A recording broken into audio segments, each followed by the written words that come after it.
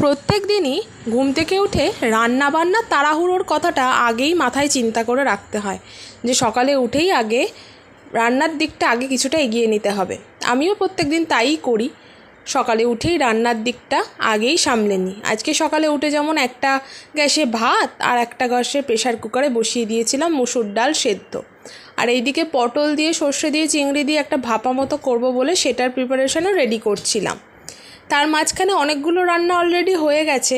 যেমন আজকে বানিয়েছিলাম পেঁয়াজ দিয়ে, আলু দিয়ে, রসুন দিয়ে, টমেটো দিয়ে মোরলা মাছের ঝাল আর ডাল, কাটাপোনার ঝোল, আর বিকেলের জন্য একটু চাউমিন একেবারেই করে রেখে দিয়েছিলাম, কারণ বিকেলবেলা আর ভালো লাগে না কিছু বানাতে। আর রান্নার শেষে এই কয়েকটা বাসনও পড়েছিল, সেগুলোও চটপট মেজে মোটামুটি সকালের কাজকর্মর সময়টা অনেকটাই বাঁচিয়ে নিয়েছিলাম, কারণ সকাল সকাল উঠে কাজগুলো করে নিলে হাতে